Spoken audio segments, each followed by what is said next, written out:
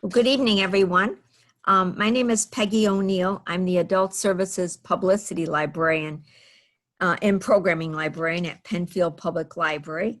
And on behalf of my colleague, Robin Avery, the Programming and Outreach Librarian at Pittsburgh Community Library, our two libraries are collaborating with Color Penfield Green and Color Pittsburgh Green to present this four-part series, Encouraging Nature in Your Own Backyard.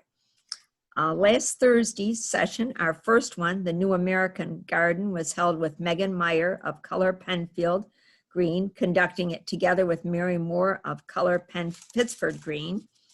We had a very good attendance and expect the same for tonight's session and the last two sessions. It will be the next two Thursday evenings. I've got a few housekeeping tips. Please keep yourself muted.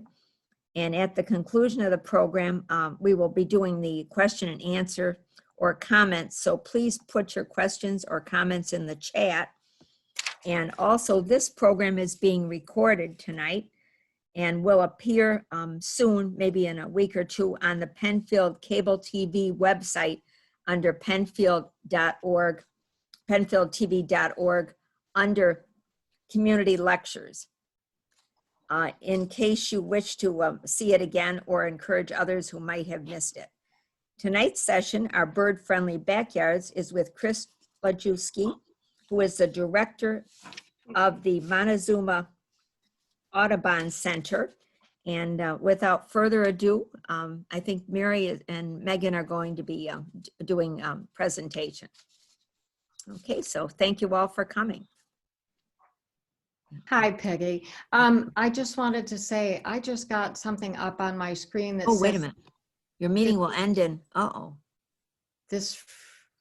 No, this is supposed to be, it's supposed to be unlimited. Oh, boy. Right. I can saw talk that. really fast. Wait a minute. I don't know if Todd, oh, boy. No, it's supposed to be, it's because it's for an hour and a half. Right. Oh, great. Let's see if Is there's there any anything. way you could? Yeah, let me just see if I can call my, yeah. Hold on a Well, second. while we have our 10 minutes, Yeah, let me just see what- I just want to say hi to everybody. And again, thank you, Peggy and Robin, for hosting these presentations for Color Penfield and Color Pittsburgh Green. And for you in the audience, we hope to inspire you to rethink your yard, to make it more inviting for yourself, and to increase its potential to support the many species we depend on for a healthy ecosystem that supports us. I just want to let you know a little bit about Color Penfield Green.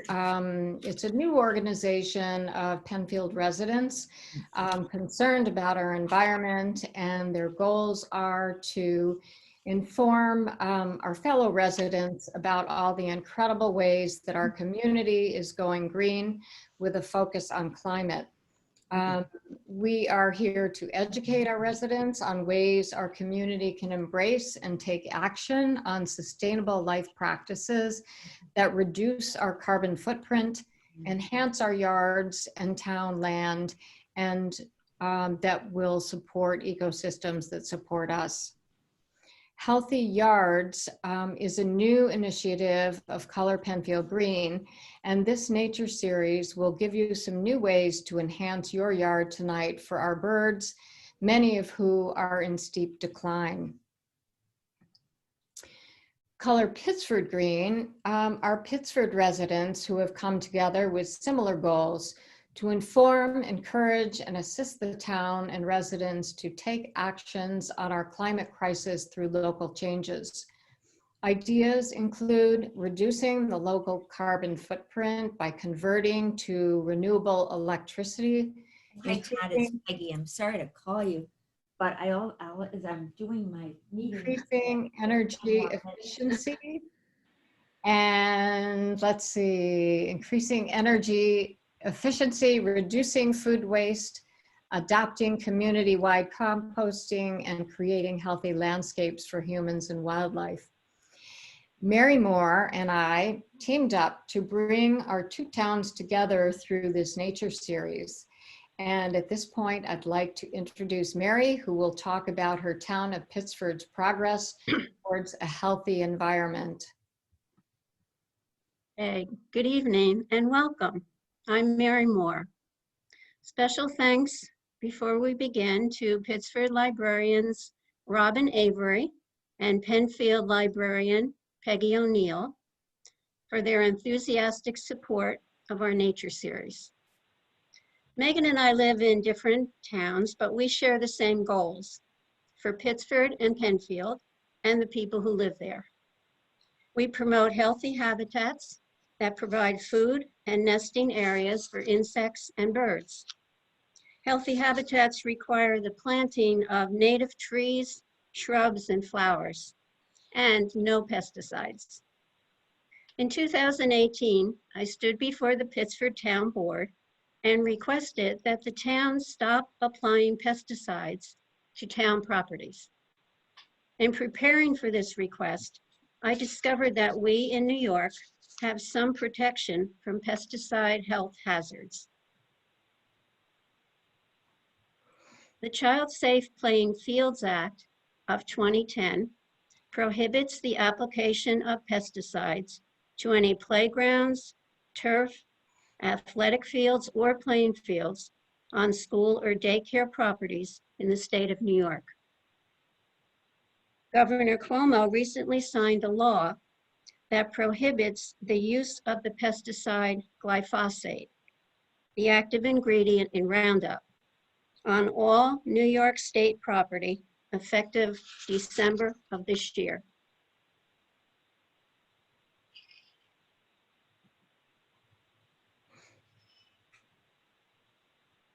Our birds and insects have no policies or laws to protect them from pesticides. Pesticide use is one of the leading causes in the steep decline of birds, bees, butterflies, and other beneficial insects. Let's go back to Pittsford's progress toward a pesticide-free town. With the help of concerned residents, the town established the Toxic Free Challenge program to encourage residents to maintain pesticide-free lawns. Spencer Bernard will explain more about the challenge. Hi, my name is Spencer Bernard, Chief of Staff for the town of Pittsford. I'm here to talk about one of my favorite sustainability initiatives, the Pittsford Toxic Free Challenge. For decades, the town practice has been to use as little pesticides as possible and to only treat severe or safety issues. In fact, the town maintains 3,100 acres of land using less chemical herbicides and pesticides each year than just two average half-acre yards in Pittsford use with a chemical lawn service. That's what got us to turn our attention to the tidal wave of pesticides being used on private residences. Committing to a toxic-free lawn is where the most change can be made.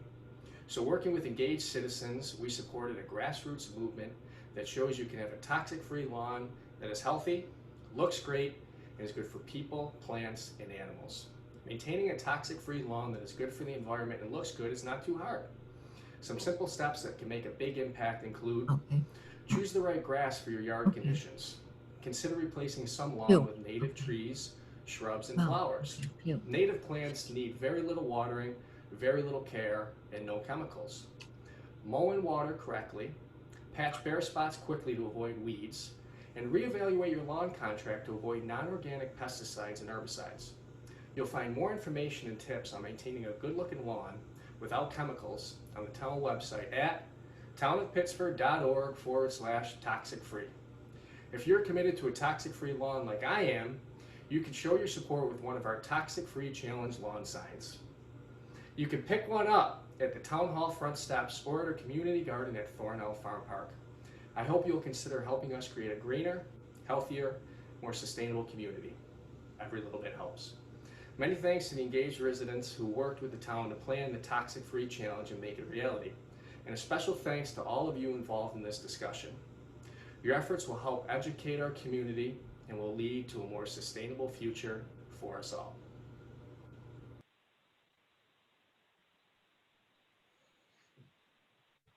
town of Pittsburgh continues to use a limited amount of pesticides. However, significant strides have been made towards zero use.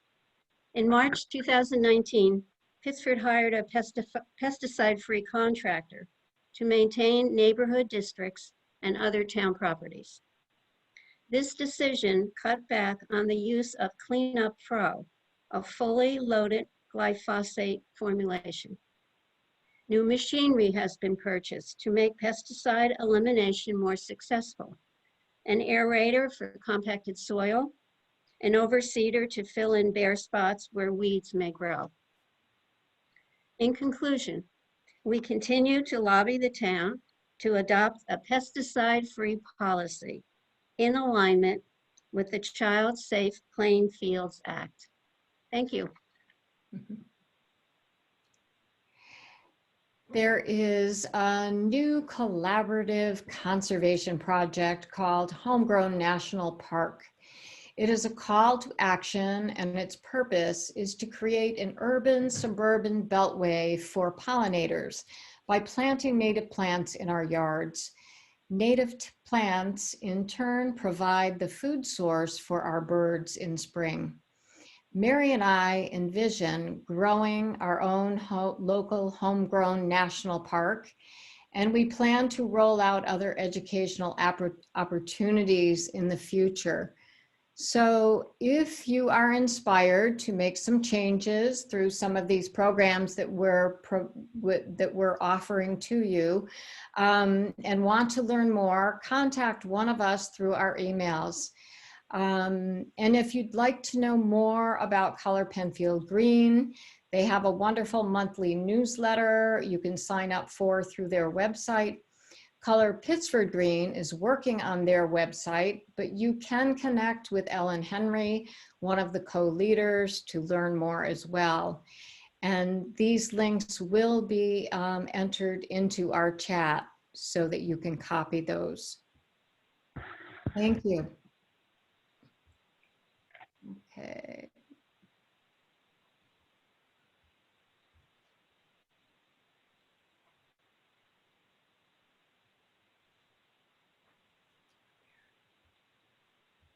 Okay. Oh.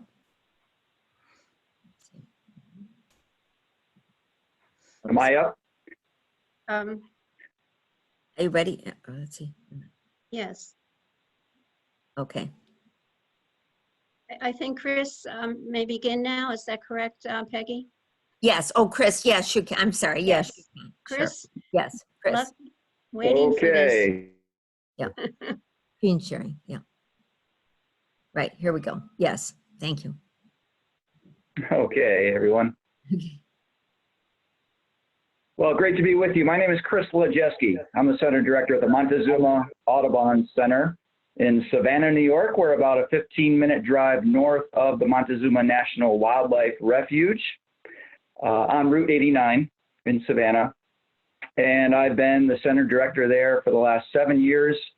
I've been at the center, though, for over 10 years now, and in the conservation field for over 20 years. My roots go back to Pittsburgh, so this is a treat to be with everyone this evening. Was raised in Pittsburgh, now resident of Seneca Falls.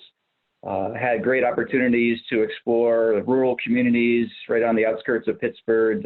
Powder Mills Park was a stone's throw away from where we grew up, and really started me down this path to conservation, engagement of the community, and making this place better, not only for the birds and the wildlife, but also for us. And this presentation today is all about some ways that you can create a bird-friendly backyard. So I'll look forward to our conversations today. Mm-hmm. A little bit about Audubon, though, first, and the Montezuma Wetlands Complex. As you may know, Audubon has been protecting the birds and the places that they need for today and tomorrow for well over 100 years. We started in 1905.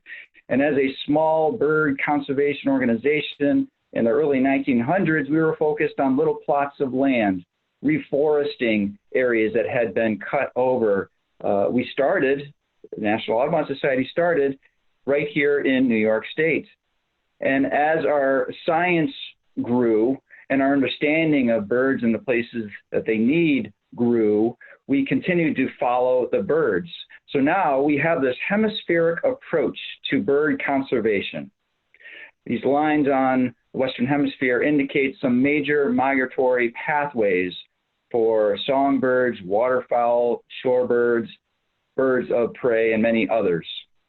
And so now Audubon proudly works, yes, across these United States, but also across North America, Central America, and even South America, where many of our breeding songbirds go to spend the winter. So we like to say we have a wingspan unlike any other. Now a little bit about the Montezuma Wetlands Complex. You may be familiar with it from driving 65 miles an hour on the thruway. But what you see on the thruway is just a very small sliver of the entire complex, because the complex is 50,000 acres. That's huge.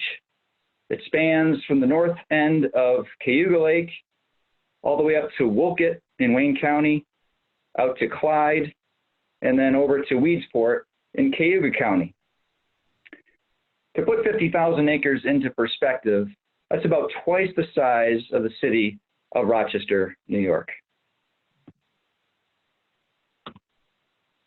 Here's a bird's eye view of Montezuma, really the quintessential view, because it shows just about all of the habitats that bring about 300 different species of birds to Montezuma throughout the year. You've got upland forest habitat, waterways.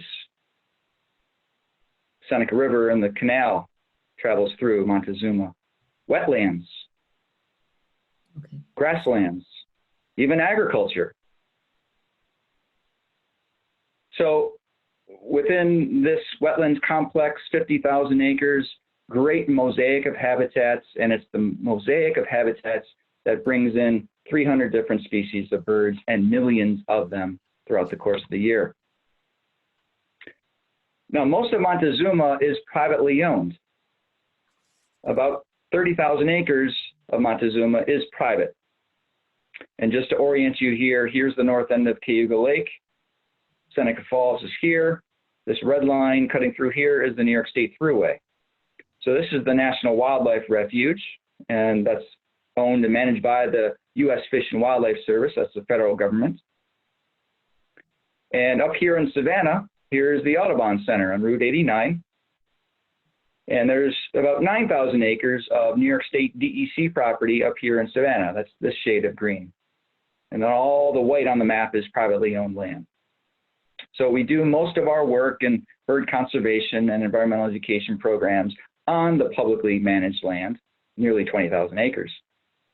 But when a private landowner reaches out to Audubon or New York State DEC or U.S. Fish and Wildlife Service, we will work with those individuals and help them manage their land in a more sustainable way, making it better for the landowner. Maybe they can make some money off of the land, but also we want to make it good for birds and other wildlife. Throughout Montezuma, you've got about 30 miles of hiking trails, 8 boat launches. All of them are canoe and kayak accessible. There's about half of those are motorboat accessible. And the Audubon Center, again, right up here, is a year-round facility. We are open Tuesday through Saturday, 10 to 4, but our 2 miles of trails and 200 acres are open every day from sunrise to sunset. And at this point, we are the one facility within the complex where people can come and learn about where to go to see birds, get involved in habitat restoration, and enjoy our environmental education programs, because at this point, the National Wildlife Refuge Visitor Center on Routes 5 and 20 remains closed, and we're not sure when they are going to reopen. But rest assured, you have a place to go at the Audubon Center up in Savannah. Okay. I'm just going to move this bar over a little bit. There we go. Okay. Now, to get into the meat of the program here today. Why do we need to create bird-friendly backyards? Got places like the Montezuma Wetlands Complex. We've got great important bird areas within the city of Rochester. Durand Eastman, you've got Braddock's Bay, the South Shore of Lake Ontario, Rondequoit Bay. Well, yes, even with all the conservation work we have done across our country and across the Western Hemisphere, we have still lost nearly 3 billion birds since 1970. And many of these birds are familiar birds to us. They're common birds. They're sparrows species, a variety of blackbird species, warblers and finches.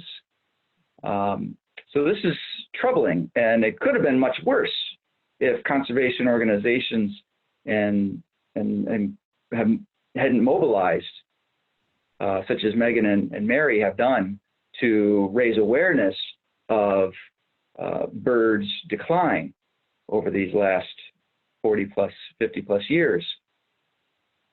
But there is hope, because just as you'll see here, humans were the cause of this 3 billion bird loss.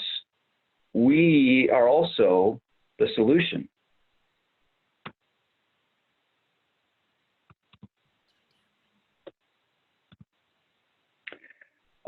Something else to keep in mind here, another reason why we need to be preserving habitat in our backyards, in our communities, in our towns, and in places like Montezuma, is because many of our North American birds, nearly 2/3 of the roughly 600 species, are at risk of extinction due to climate change. Now, Audubon is working on this. We have a strong science team that is modeling the birds' range across North America. We now have a really good sense for where birds have already expanded their range because of the warming that has already taken place. And forecasting into the future, 1 degree Celsius, 1.5, 3 degrees Celsius increase in global temperature, we know where the birds will be migrating to, or the range is expanding to over the next 100 or so years.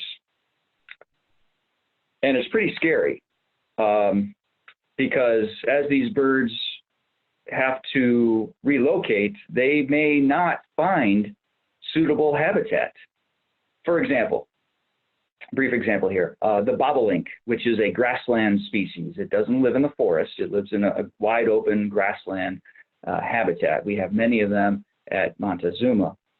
Fortunately, it's one of the few strongholds for the bobolink still in New York State. Modeling suggests that with the warming climate, the bobolink's breeding range is going to expand well up into central Canada, from its kind of southern Canada and northern US range at this point. Right now, central Canada is boreal forest. Is the forest going to revert to a grassland habitat in 100 years? Big question, and it probably won't. So what's going to happen to the bobolink? Very much threatened. Many others, of course, are threatened with extinction. However, again, we have been the problem, but we are also part of the solution here. And so just by reducing carbon emissions and holding the warming to only 1.5 degrees Celsius above the pre-industrial levels, we can conserve nearly 150 species of the 389 that are on the brink right now. So there's a lot we can do right in our homes, right in our communities, to reduce this risk to birds. Moving on to urbanization and development overall. Much of the decline in our bird species to this point has come because of development and urbanization. This is a satellite view of the United States. You can see a night view, obviously, of the US. You can see all the cities glowing, much in the eastern half of the country, of course.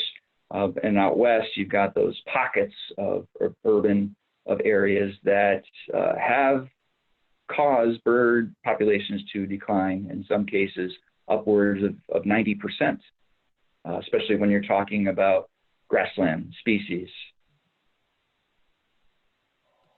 So urbanization continues to remain a threat to birds. And this, I want to take you briefly here through several slides that'll show you how housing density has increased since about World War II.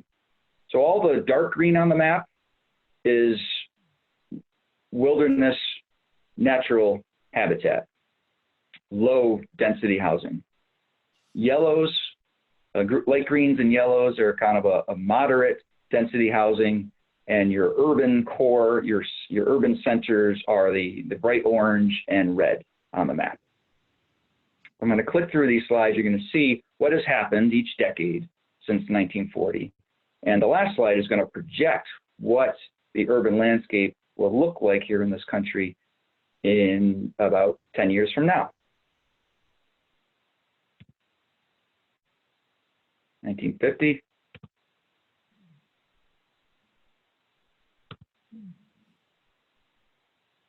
See the New York City, Hartford, Boston, Philly, Washington, D.C. corridor really starting to pop.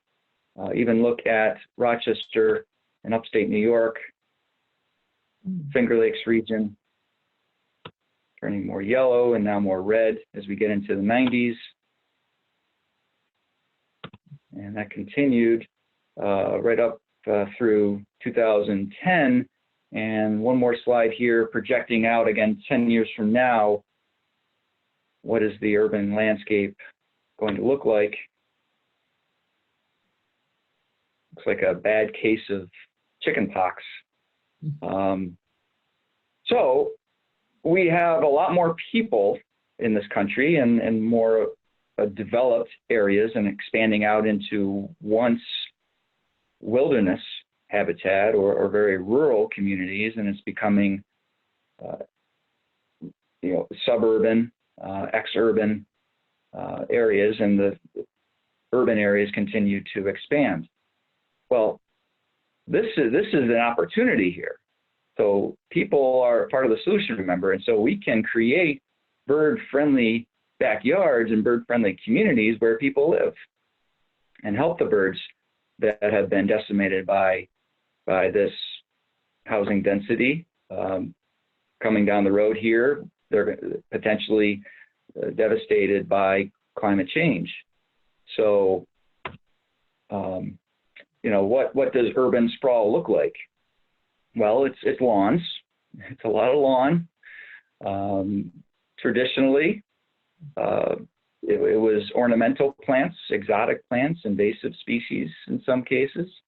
As we've talked about, the dangers from pesticide use. Many of our homes are filled with, and buildings are filled with windows and glass.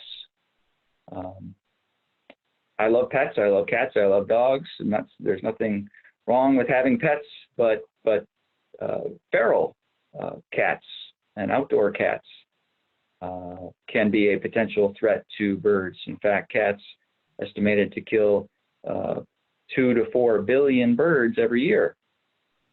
So there's a lot of issues that we're dealing with this urban sprawl, even beyond just the loss of natural habitat.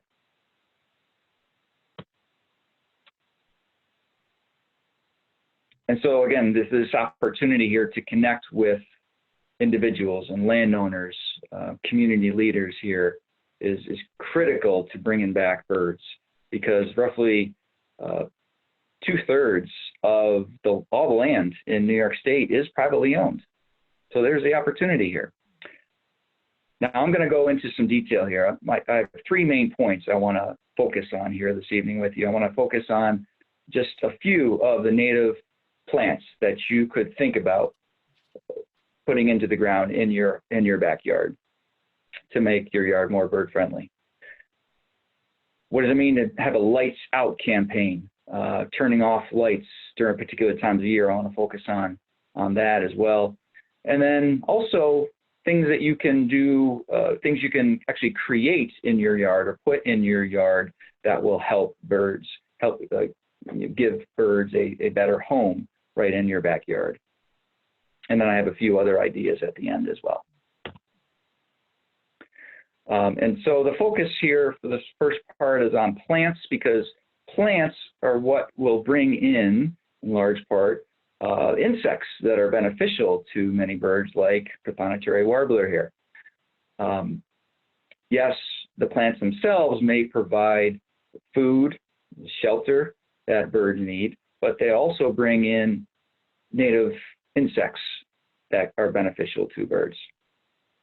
And many of these birds provide their young with insects. Now, I'm not talking about all insects here, but there's a particular suite of insects that is really critical to feeding baby birds and getting them to fledging stage, leaving the nest, and then starting a family on their own.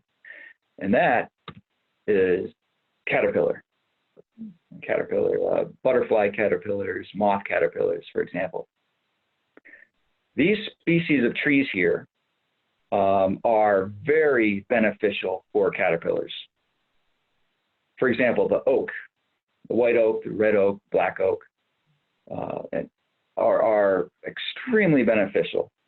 And they can have, all oak species on this planet, have roughly 557 different species of caterpillars, potentially, living on them or in them.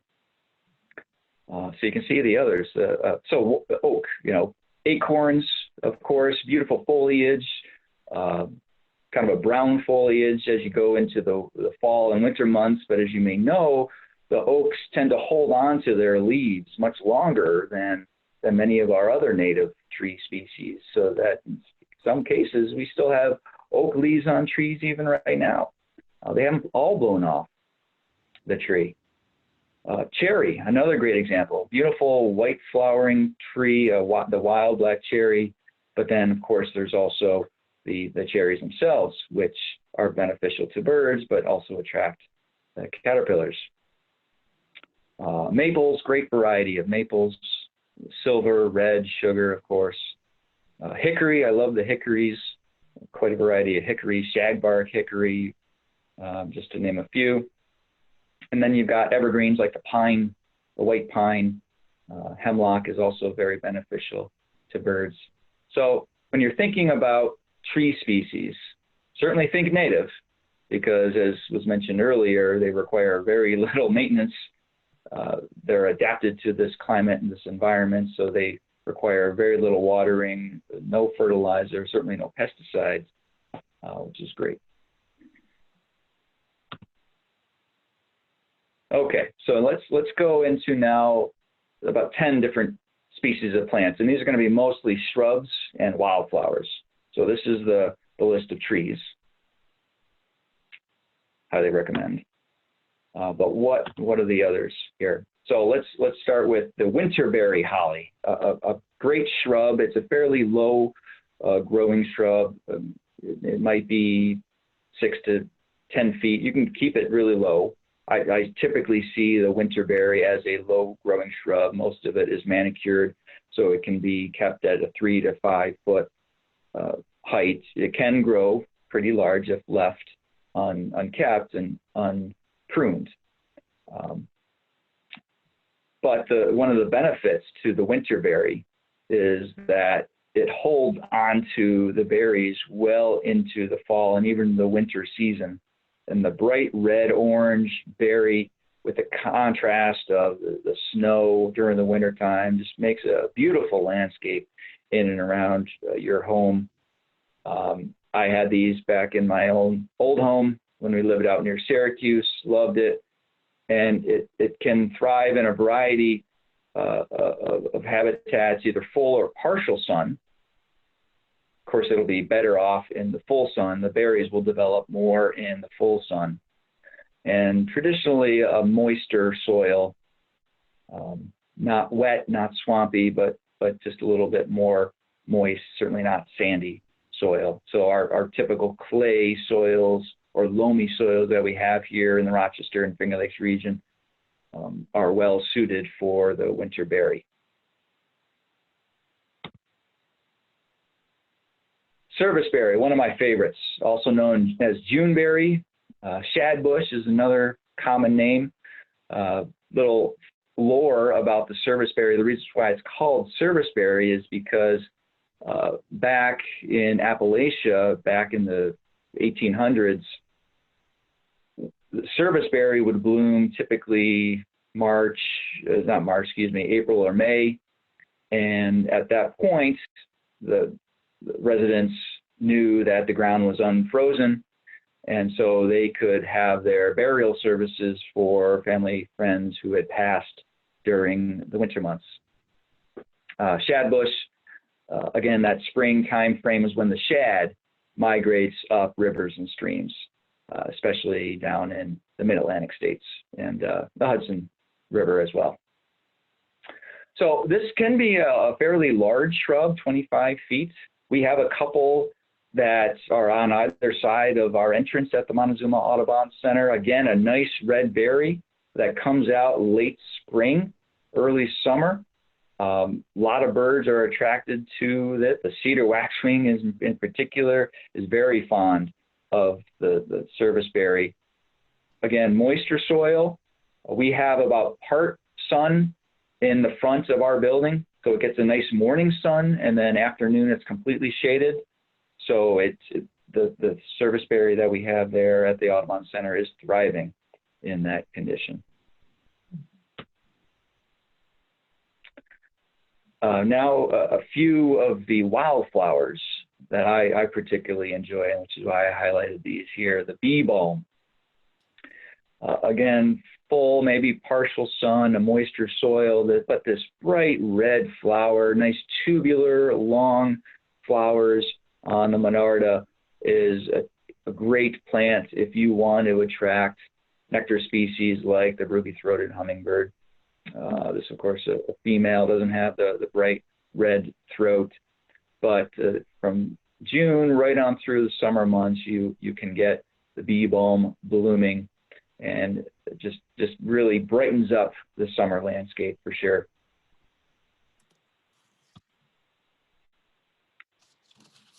Another wildflower that will really brighten up your yard is the butterfly weed. The butterfly weed is in the milkweed family, and so it gets the seed pods, much like a common milkweed, but the seed pods on butterfly weed are much narrower, thinner than the common milkweed. So common milkweed pods may be about this big around, whereas butterfly weed are going to be pretty narrow, just about as long though. And so just like common milkweed, as you get into late summer and into the fall, those pods will burst open, the seeds will be attached to the parachutes, and the wind will carry them away. This thrives really well in sandy soils, dry sandy soils. So you're not going to want to put it into a dense clay or damp condition, damp soil. Also, the monarchs are going to be attracted to this. Of course, the hummingbirds will as well. So monarch butterflies, which seem to be rebounding after several poor years, some difficult years down in Mexico and California, where they go to winter. Winter conditions were very harsh several years back, but things are improving there weather-wise, and as a result, the monarchs seem to be rebounding, and we're definitely noticing more monarch butterflies migrating through the Montezuma Wetlands complex and breeding at Montezuma over the last couple of years. Another shrub, this is more on the larger size, they're the Viburnums. There's a variety of Viburnums here. This photo is of the smooth Viburnum. There are several other species. Okay. Oops, did it? Can you Something. still hear me? Yeah, I just was going to try to spotlight your, wait a minute. What is spotlight your? Uh-oh. All right, I'm just going to shut that up there and continue on here. So obviously the viburnums, they get the berries, traditionally a blue, almost a dark purple berry. As you get into later summer months, a nice whitish spring flowers, followed by these bluish berries. Again, moist soils for the viburnums.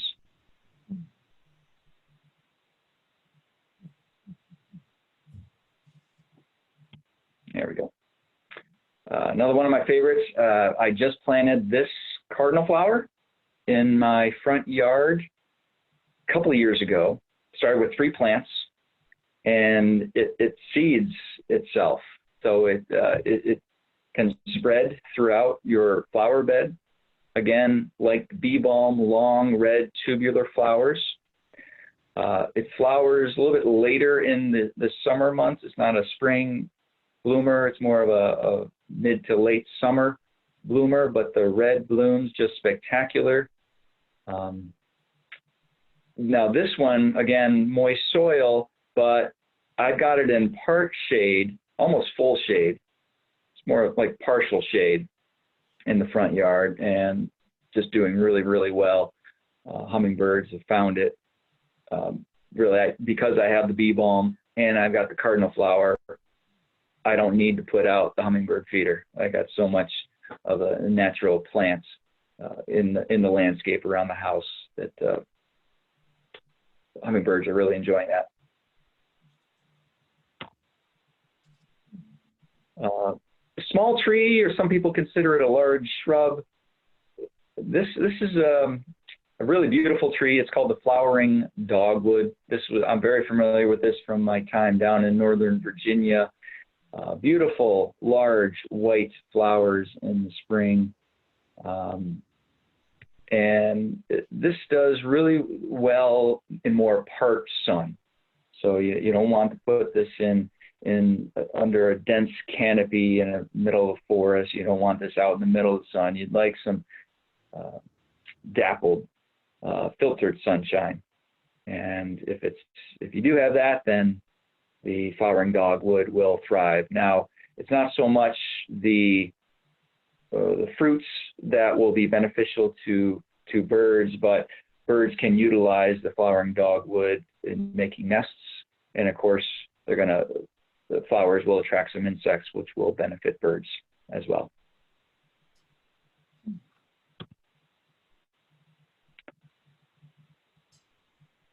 Here's a fun one for birds as well as for people, the high bush blueberry. Again, a shrub anywhere from 6 to 12 feet tall. You get these nice whitish colored flowers and obviously the blueberries.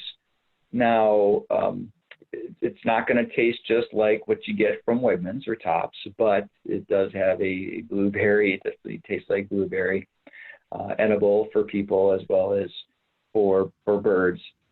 Again, moist soils, full sun would be best if you want to encourage a healthy bumper crop of blueberries.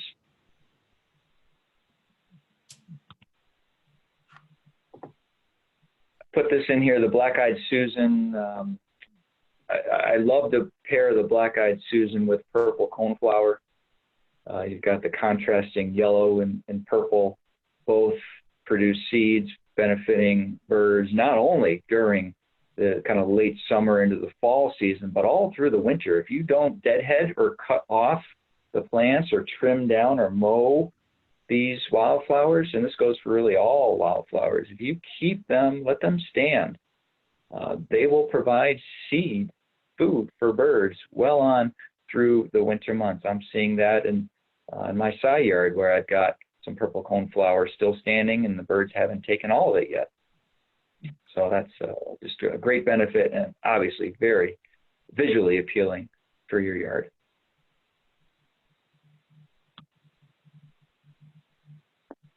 Last one I want to highlight here, again, one of my favorites and really easy to grow.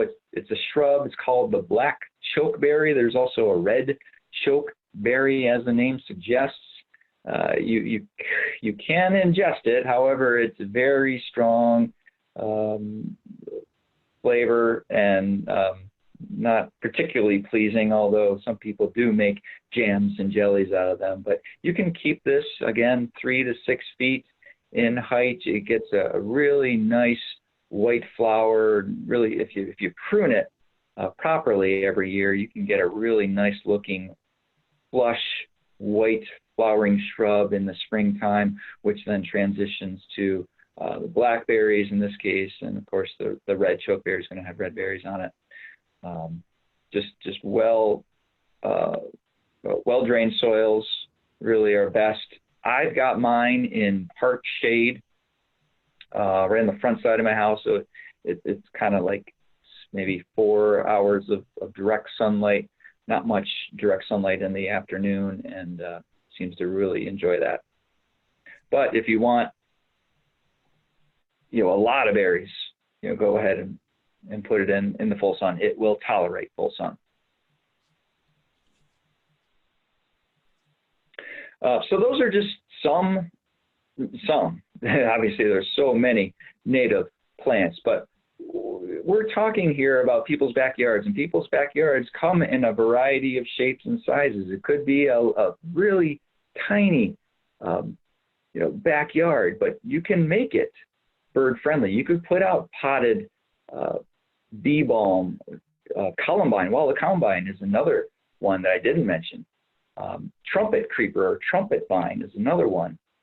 Again, red tubular flower that will attract hummingbirds.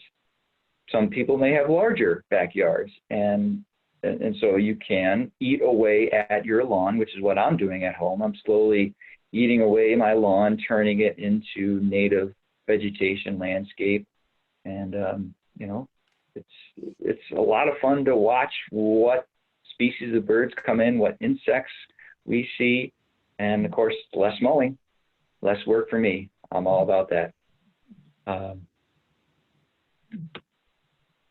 But you can go big too. You can really go big if you've got a few acres. Now you're talking about more landscape, more to work with. You can kind of let the native vegetation go wild a little bit, which is not a bad thing when you're talking about birds and insects. Letting, especially as we talk a lot about this during the kind of the winter, late fall, early winter season, when people are thinking about cleaning up their yards, maybe the leaves have come down, deadheading the plants. Should I, shouldn't I? Pruning, what's best? Well, going light and easy on the landscaping is actually best. And it may not be, you may not be keeping up with the Joneses, so to speak, but you're going to be improving your yard for birds. It's going to be a lot more fun to watch, see what's going on. Now I want to take a brief moment and show you this Audubon native plant database, because I just threw 10 species of plants at you. There's hundreds more species that you can plant. And again, I focus kind of on most of the wildflowers and the shrubs, and I showed you the list of trees. But I'm going to stop sharing my screen just for a moment. And then I'm going to share again with the native plants.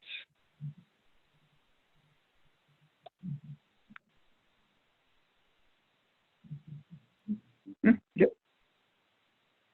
And there it is. Okay. So you go to audubon.org/native plants, or you can just search for Audubon native plant database, and you come to the screen, and it'll ask originally. I already skipped a step here, but when you go to audubon.org/native plants, it'll ask you for your email address, so you can continue to receive updates from Audubon. You can always opt out if you don't want them. We don't inundate you with emails. But then you will also be asked to enter your zip code, which is how the database populates the plants that you will see. So I already typed in 13148, that's Seneca Falls, and it will even tell you your closest Audubon Center, Montezuma Audubon Center, just 15 minutes up the road for me. Now this is where it gets really fun, because you can select a particular type of plant. You can do it all, or you can just select trees, for example, right? Select trees.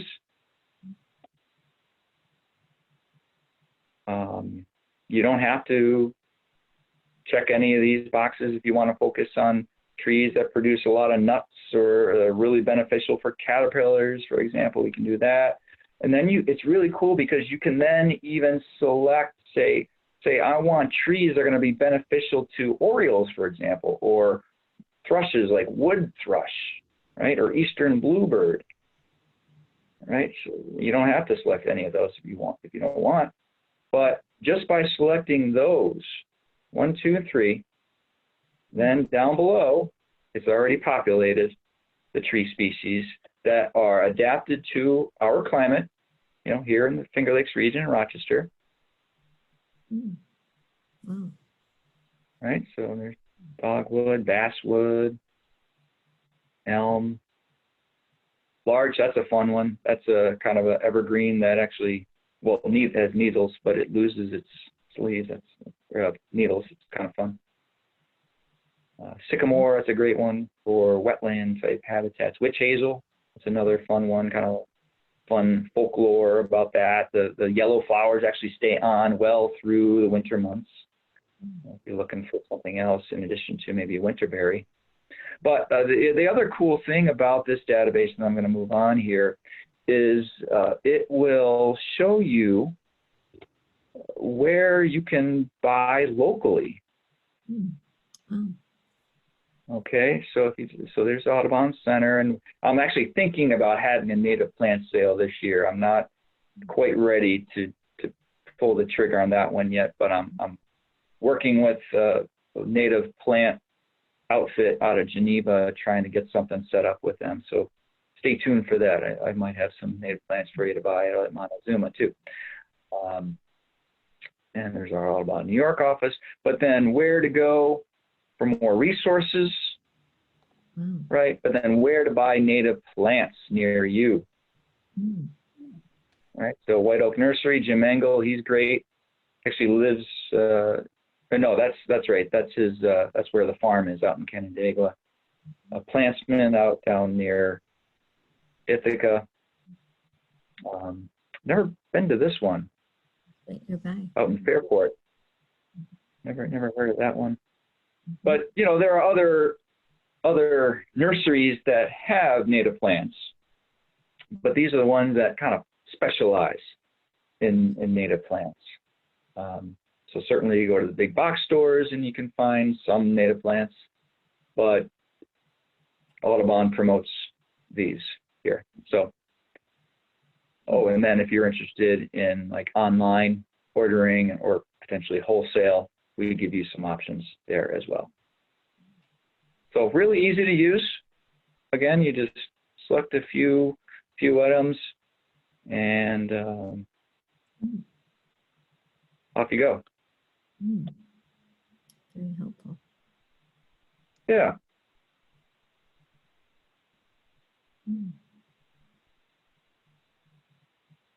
So it's cool. I mean, you could even say, I don't care what plant it is. I just want to bring in thrushes and orioles.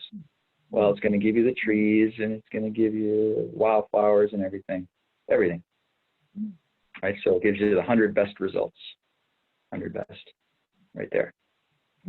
So again, audubon.org, native plants. That's our native plant database. Go ahead, check it out. Have some fun. Spring is coming. Okay, I'm going to stop sharing my screen there. Great resource. And then go on. Sorry about this. There it is. Oops. Okay. There. Now I want to briefly go into here our Lights Out campaign and talk about why this is so important. Lights Out in reference to just turning off your lights and encouraging communities and cities to turn off your lights, especially during a couple of times a year. Spring migration, fall migration. Billions of birds are on the move. Most of them are migrating at night. Songbirds in particular, they're migrating at night. They use the stars, they use the position of the moon to orient themselves, to know where north is. They can get to their breeding grounds, raise their family, and then head back south during late summer and during fall migration. And there are communities all over this country that are involved in this Lights Out campaign. Reason why this is so important, a lot of these songbirds are migrating anywhere from 500 feet to 2,000 feet above the ground, and they become disoriented when they get into this urban landscape where there's lights all over the place. They don't know what's up, what's down, because they're looking for the North Star. They're trying to figure out, and they're looking down, they see stars, but that's actually the ground. So that actually causes bird strikes, unfortunately, and millions, hundreds of millions of birds, unfortunately, die every year, especially during migration. You've got Magnolia Warblers here in the foreground. Those are Blackburnians, kind of in the back there, that were killed because of a massive migrant crash. So turning off lights can help birds, and it's something, again, part of our homes, something we do or can do to help birds. So again, time frame here, we're really looking at mid-March to early June. That's kind of the core migration season here this spring. Fall, we're talking mid-August right on through October. So now certainly if safety is an issue, then safety first. But if you have the option to turn off your lights at night, maybe you turn it off at 9 o'clock, like I do, when we go to bed, well, that's going to help the birds out. And if whole communities do that, or neighborhoods, communities, towns do this, now we're talking, now we're getting somewhere, improving the chances that the birds are going to make it to their breeding grounds, and during the fall season to their wintering ground. So we're going to have fewer fatalities of birds, going to be saving you money, not spending as much as on electricity, reducing CO2 emissions, helping with climate issues that we're dealing with. And if you're an astronomer like I am, you're going to have a better view of comets and celestial objects up in the sky. Now, some things that you can put in your yard, built structures here, making them more bird friendly. I've got our Purple Martin house at the Audubon Center here for you to enjoy. This is a couple of volunteers who helped us with a banding project, a Purple Martin banding program, where we put these little bands on the legs of these birds, and we wanted to understand where they went during the winter migration. How far down into South America did they go? Was it Argentina? Was it just Brazil? How far did they go? What's the migratory corridor that they followed? Was it down the coast? Was it inland? Where did they go? That information helps guide our conservation work. So you can put up structures like Purple Martin houses. I would highly recommend that if you had a wide open habitat, preferably near a water source or a wetland. Probably not going to do well to attract Purple Martins if you're near, if you have a big field in your yard, or if you're in a wooded environment, but near a lake, near a river, near an expansive wetland. Put this up. It may take a few years for Purple Martins to find it, but they might. The other thing that our built environment can help, or a species that can actually benefit from our homes is the chimney swift. So chimney swift, as the name suggests, now really just takes up residence inside chimneys of our homes, of schools, of businesses. Naturally, they were more adapted to like hollowed out logs, snags, standing dead trees, things like that. That's where they were taking up residence. But again, because of habitat loss, now they're finding homes in our homes, in some cases, in chimneys. This is very much like a swallow species, although unlike swallows, it doesn't have much of a tail. You can see it kind of a nub of a tail there, but a really fun bird, very chatty bird. Is what you hear, especially during the summer months. We've got it in our backyard. We back up to a school here with a lot of chimneys and things, and so I think they're taking up residence inside those school chimneys in our backyard here. But a fun summertime species. And then another structure that you could actually create. We're seeing this, I'm sure you're seeing this with utility companies and electric companies putting up these platforms on cell towers and utility poles for the osprey. You can do this right in your yard. If you're in an area, maybe in the Irondequoit Bay area, or you're near a big expansive pond or wetland habitat, maybe along the south shore of Lake Ontario, or along the Genesee River, or even the Erie Canal. I'm sure there are others I'm missing here, but anywhere fairly close to water, you put a platform out. It can be simple as 20, 30 feet up. You can go even higher if you wanted to, but if you construct a platform with the number of osprey that have now rebounded here in the Finger Lakes region, I'm sure there's going to be one pair that finds it and then starts to bring nesting material, sticks, branches, to build a nest, and then lay eggs and have a nice family. Another thing that you could think about, and this isn't building anything, but it's just letting nature take its course in your backyard. So I'm talking about snags. These are standing dead trees. Example, I have ash trees in my backyard. They're starting to die because of the emerald ash borer. So I had somebody come in and top off the ash trees. He didn't take all that tree. I said, leave 20 feet. Take off the top 40, leave 20. Because that's going to attract insects. That's going to bring the birds in. I'm probably going to plant some trumpet creeper around the base of these trees. Eventually that trumpet creeper is going to grow up, and it's a native vine. It gets these nice orange-red tubular flowers. The hummingbirds love it, and that's going to look great out there in the back in a few years. It's going to take a little bit of time, but again, most of the other families around us here, they took the trees all the way down to the base. So we kind of stand out. But, again, I'm thinking about birds. I'm not just thinking about keeping up with the neighbors.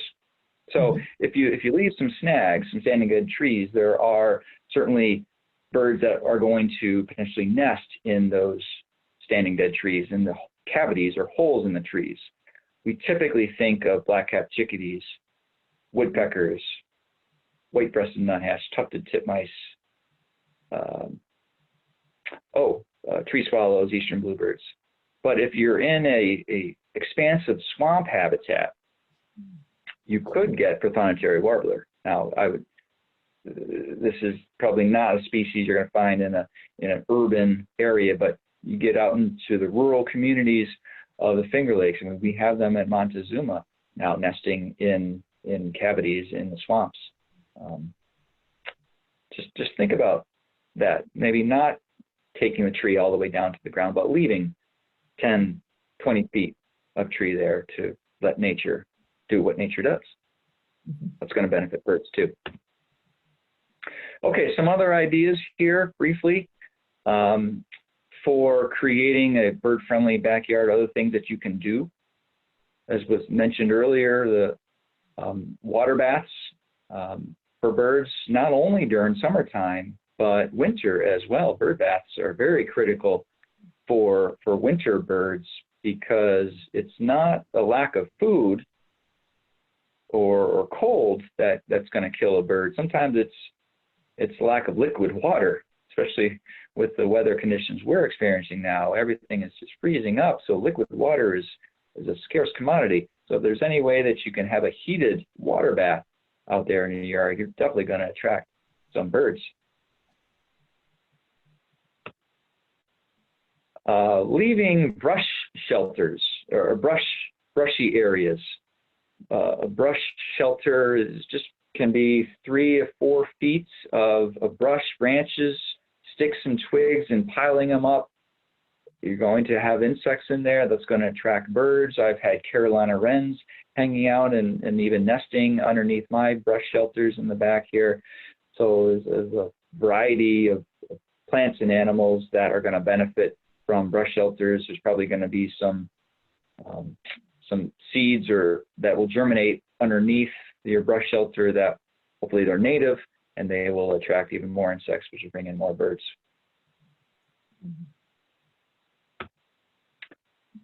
Feeders in general, obviously a way to attract birds.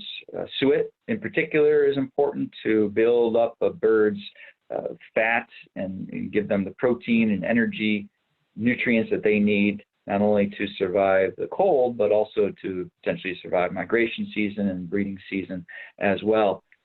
I like to focus on a couple of seeds in particular if you're feeding birds.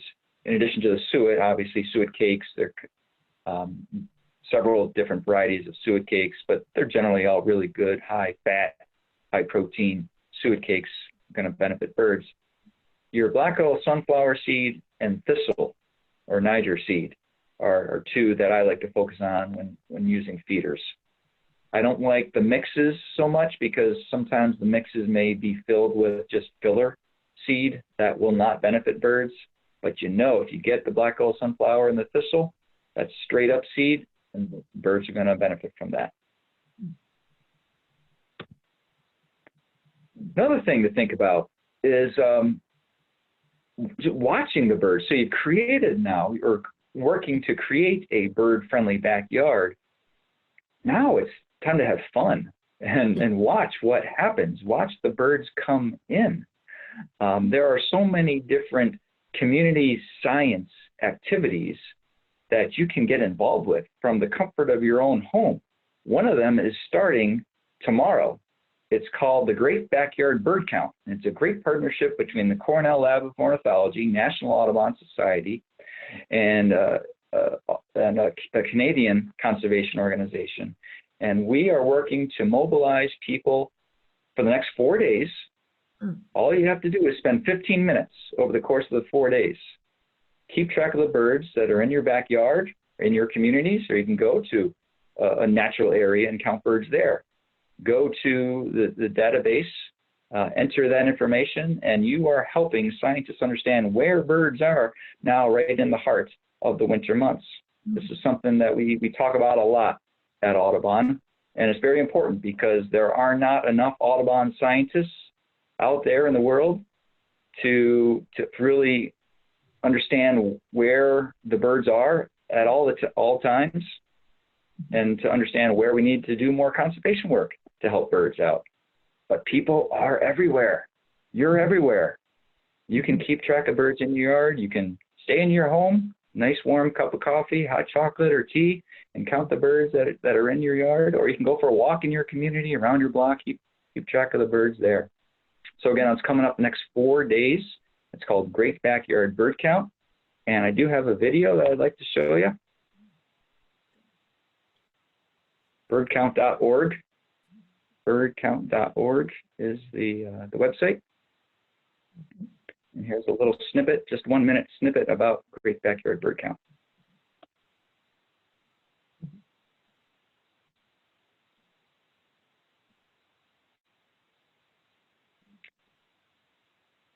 Oh, you probably can't hear this, can you? Not yet. No, I don't. Oh, right, because of the computer issue that I was having earlier. But we can see the pictures. Yeah, it stopped. Okay. All right, folks. Sorry about that. I'll let this run. You too. Okay. There we go.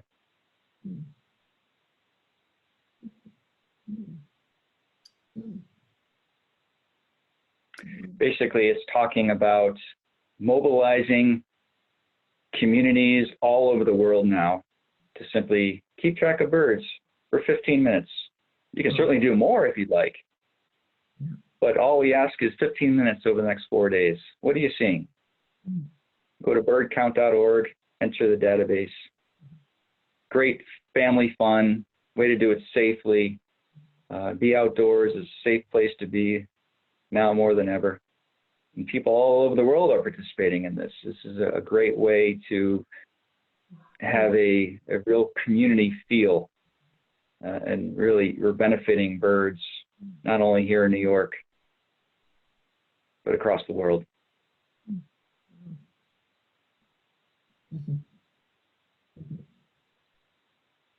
So yeah, Wow. great partnership that we have, Birds Canada. So that's coming up. And then a couple others that, well, one is very timely, Project Feeder Watch. That's also through Cornell Lab of Ornithology down in Ithaca. Feeder Watch runs from November through April. Again, go to Project Feeder Watch, search for that. And again, Cornell Lab would send you information on Feeder Watch. It's taking tabs of birds at your feeders 2 days a week. That's all it is, 2 days a week. Again, you're collecting data, sending it to Cornell Lab, helping us understand where the birds are throughout the winter months and what birds you're seeing at your feeders during the winter months. eBird is something that you can do at any time of the year, anywhere on the globe. Again, that's Audubon, Cornell Lab of Ornithology partnering on this project. You can eBird from your backyard. You can go to Montezuma. You can go to Schoen Place in the Erie Canal and bird there. You can eBird anywhere. So it's ebird.org, ebird.org. It's also a great resource to know what birds are being seen by other birders, say at Montezuma, for example, or Mendon Ponds Park, or Potter Mills Park, or Braddock's Bay, or Irondequoit Bay. So a lot of resources available through eBird. Highly recommend it. Sounds good. Lastly, a couple other things here. So I talk a lot about plants and what you can do just in your daily lives, turning off lights, maybe putting up some houses or structures for birds out there in your yard. But also, do you volunteer for conservation organizations? Do you participate in the Audubon Christmas bird count? We've got a lot of opportunities for volunteers out at Montezuma, removing invasive plant species, planting natives, participating in bird surveys and other wildlife surveys. A lot of opportunities for you out there at Montezuma. Do you vote? Who do you vote for? Do you vote for people who share your conservation values? Have you called your representative recently and talked about conservation issues? If you sign up for an Audubon email, we will prompt you with some opportunities to reach out to your representative, and it's simply sending an email. We craft the email to you, and you just click send, and it goes off to your representatives. It takes 2 seconds. Lets them know that you are concerned about birds and conservation. Again, energy use is a concern, and if we reduce energy use, we improve our chances to beat climate change. What do you buy? Where do you buy it from? Do you buy local? Do you buy products from halfway around the world? This all I think is meant to stimulate thought and get you thinking about how we are connected to birds and the places that they need.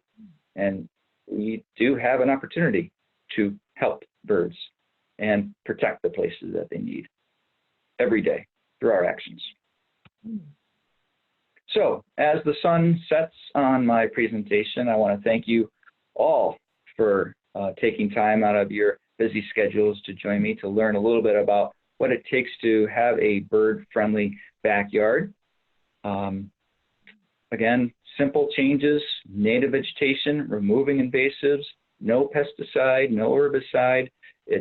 They're easy to take care of, those plants. They're going to thrive on their own. They're going to benefit birds and other wildlife. And really this bird-friendly communities strategy that Audubon has is a way that we are restoring habitat, conserving habitat, even in built environments. And it's a great way to, as it was mentioned earlier, I think, maybe making a corridor, a green corridor for birds to migrate, to breed, certainly to overwinter as well.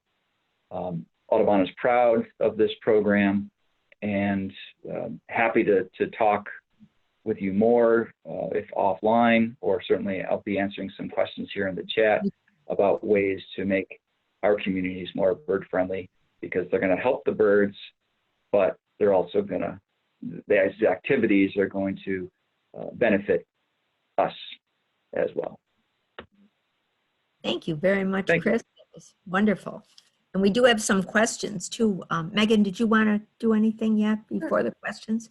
No, actually, I think we could go right into the question. Yeah, looks like the first one here. What are your thoughts on using feeders in the summer? Feeders in the summer. Personally, I take down my feeders here at home. I take them down at the Audubon Center as well. We have not a lot of bears, but we do have some bears within the Montezuma Wetlands complex. I haven't seen any ever at the Audubon Center, but they've been seen in some of the local towns. And because of all the people that come to the Audubon Center, the summer camps that, fingers crossed, we get to do this year, we don't like to draw any bears in, closer to the facility. So with that, plus all of the natural vegetation, the seeds, the berries that are out there, the insects that are out there, you may get birds coming to your feeders during the summer months, but really there's so much natural food out there for them, not necessary. Okay. And then another question, of the plant species you mentioned, do you know anything about their resistance to deer? Well, I can tell you from experience that the deer have not, now this is just my experience, I'm not going to say, deer, they're hungry enough, they're going to eat anything, but they have not eaten the bee balm or the cardinal flower. They may browse on some of the bushes, but it acts like a little pruning, so that's okay. That may even spur a little bit more flower growth and then therefore berries on that shrub. That's a really good point. And what I do with my landscape, and again, it doesn't look the greatest, but I put some netting or mesh material, plastic mesh, around the shrubs and the seedlings when I first plant them until they get to maybe 3 or 4 feet high, and then the deer don't bother with them. So you may need to take some precautions to keep the deer away, but at least from what I found with a few of those wildflowers, no impact. Oh, good. And another question, do you try to manage English sparrows or just live with them? I have seen some horrific scenes in eastern bluebird boxes that have come at the beaks of the house sparrow. They're a non-native species, so they were introduced here back in the 1800s to control insects. First started in New York City, and now they're all over the continent. And they will outcompete tree swallows, eastern bluebirds, other native birds. So because they are not protected by our conservation laws because they're non-native, you can legally remove their nests, remove their eggs, if you want to, if you feel comfortable doing so. That's a totally personal opinion. We have dozens of eastern bluebird boxes all across the Montezuma Wetlands complex. We have a volunteer that monitors them throughout the spring and summer months, and that volunteer does not allow house sparrows to successfully nest in those boxes. Those are for bluebirds. We will tolerate tree swallows as well. They're a native. They can use those boxes as well. So it's a personal opinion. Okay, got a couple more. Are there any grants available if you want to convert part of your yard, say a quarter of an acre, into a wooded area using local trees and plants?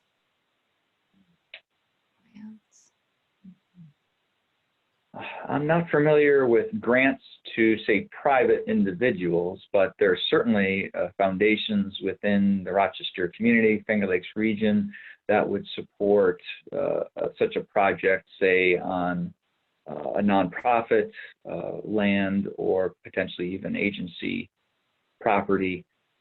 But if you're looking for native plants, you know, in addition to the nurseries, which you'll find on the plants database through Audubon's website, there are some garden clubs and soil and water conservation districts that will, well, they typically have a plant sale, a native plant sale as we get into the spring months.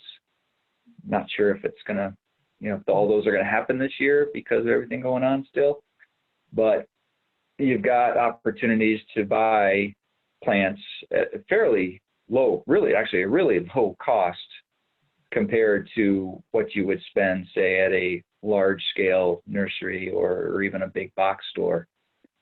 So another thing is you can think about is trading plants with friends and family, and that's kind of fun. That's a great way to get native plants. You know, you dig out some of your natives, you give them to a friend, they give you natives, and a fun way to get some new plants in your yard as well.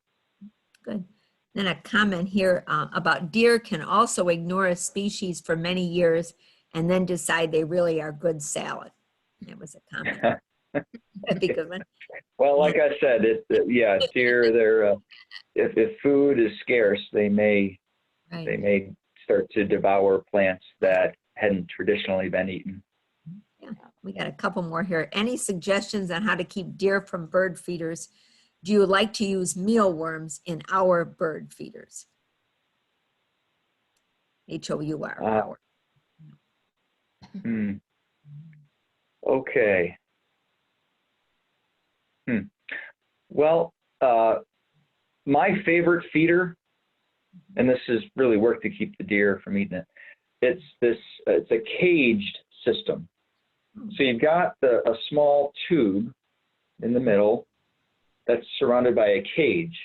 Yeah. And this is also good for keeping squirrels away. Squirrels, yes, they can reach up and get onto that cage, but the holes within the cage are too small for the squirrels to reach their paws into to get the seed, and certainly the deer haven't figured out how to get at the seed through that cage. It's the only thing that works. I've tried so many things to keep the deer and the squirrels from eating all the seed. It's the only thing that works, and we actually sell it at the Audubon Center. It's great, and other than that, you know, if you got a platform type feeder, that's only, gosh, 2 or 3 feet off the ground or up on your deck, yeah, the deer are going to come in. But if you keep it high, you may have to keep it 6 feet high or even higher. The deer wouldn't be able to reach, certainly 8 feet high, they wouldn't be able to reach a feeder way up there, platform feeder. Yeah. Good. We still got a It's couple always a more. battle. You attract nature. It's a All right. battle. What about the grants for public land for native plants? Anything on that? Yeah. So when I was saying foundations, we're so fortunate here in the Finger Lakes region to have foundations that support environmental projects and educational programs, conservation work. And so there's the Rochester Area Community Foundation. There's the, oh gosh, I'm blanking. We have a foundation center at the Central Library, which probably has quite a few sources too if people were interested. So that might have some of the ones. Yeah, Rochester Area Community Foundation has supported the Audubon Center in the past, both for educational programs, but also to improve the quality of the habitat out at Montezuma. Greater Rochester Health Foundation as well, which might be able to work in health benefits, restoring habitat, mobilizing the community, getting involved, maybe growing vegetables as well as food for birds and other wildlife while you're doing that. Okay. And I guess we've got a few more. Megan, is that okay to continue? Oh, yeah, sure. We've Okay. got some time. And We may, this could be in the chat. Could you write down the place for getting that native plant source? I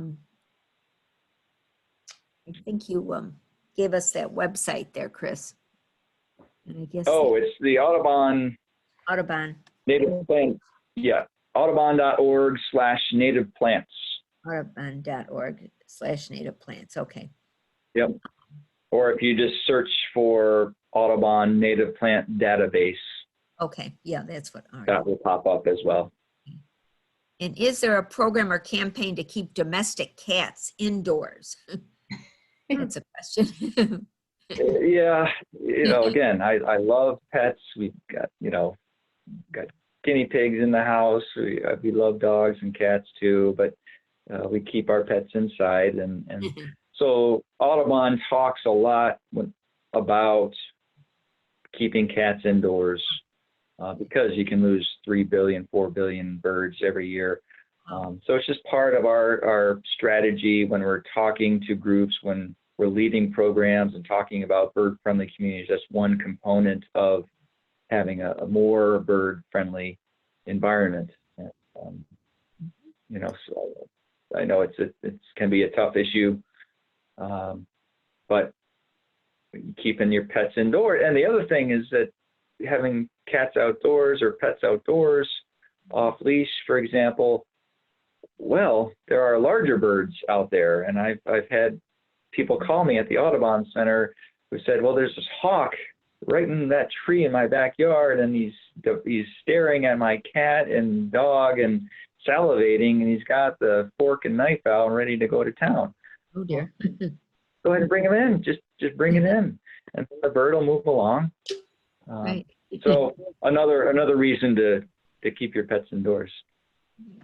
And one person recommended habitat gardening, the CNY Local Wild Ones organization for anyone wanting to learn more about native plants. Which we may, yeah. that's a great. Certainly one. Wild Ones, we work with them over in Onondaga Lake over in Syracuse. They're a great partner out in that project where we're helping to restore the shoreline and wetlands of Onondaga Lake, mobilizing community members. Yeah, they're very good people out there. And next week, the presentation will be by Janet Allen, who is the president of the Habitat Gardening in Central New York. That's So we're really She's looking great. forward to that too. Thanks. Good. And yeah, there are a couple more things, but we can, let's see.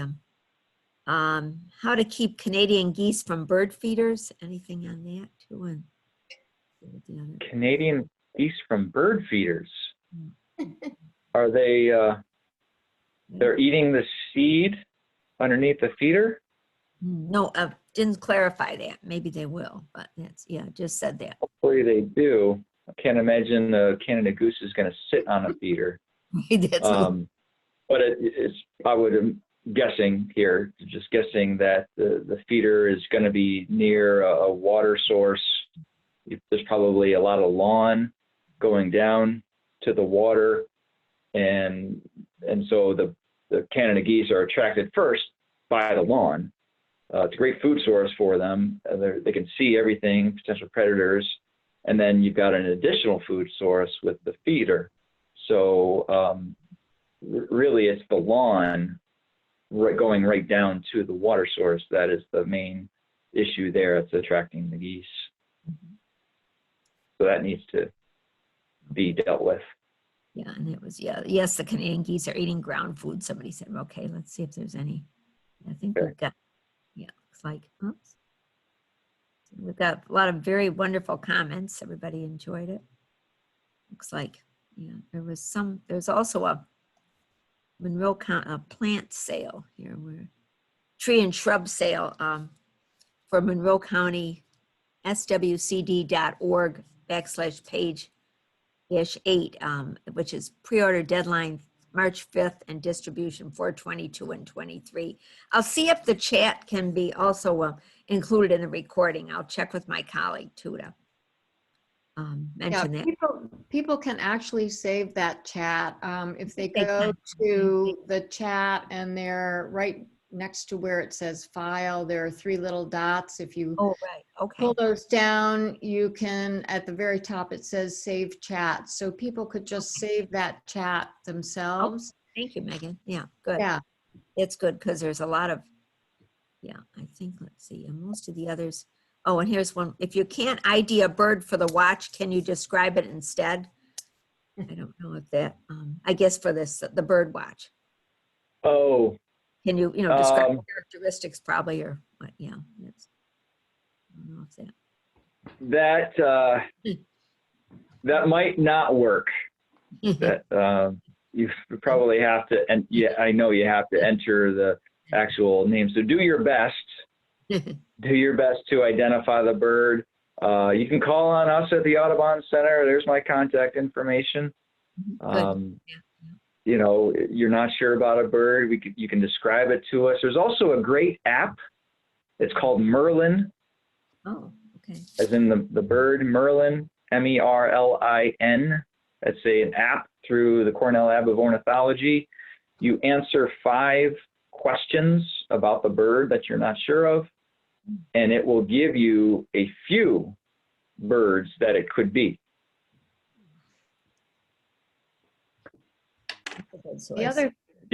Merlin app. Yep. The other thing I have, and again, I'm still learning my birds, but I have a National Audubon Society field guide to North American birds, which is excellent for pictures to help with identification. And I think we have those available in the libraries too. So if we could, if it wasn't in, we could always reserve it too if someone. Great. Yes, we've got another. Just do you have any recommendations on a bird scope? Question just came in. Yes, we get this a lot, and the Vortex brand of scopes are excellent. Both the binoculars and the scopes themselves are excellent. And they're not the Mercedes-Benz of the spotting scopes. That's the Swarovski. You're talking several $1,000s for a spotting scope. This is more several $100s, maybe pushing $1,000, but more likely $800 to $900 Vortex. Great quality. The zoom is 60 to 20 to 60 power. So you are seeing birds of prey sitting perched in a tree, the waterfowl way out there in the marsh, songbirds in your forested habitat. Great quality Vortex. Great. Bushnell is also good, in terms of binoculars. And here's a plaudit for the Montezuma gift shop. Also, they have great laminated fold-out bird ID sheets for sale. Someone mentioned that. So. Oh, So that's interesting, yeah. See that. Thanks, Shelley. Yep. Right. Good.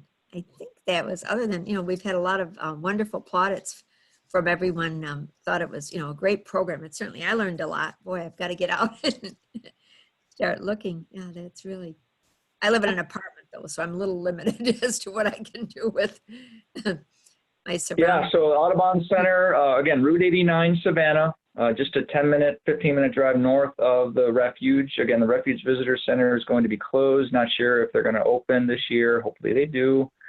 Not sure though.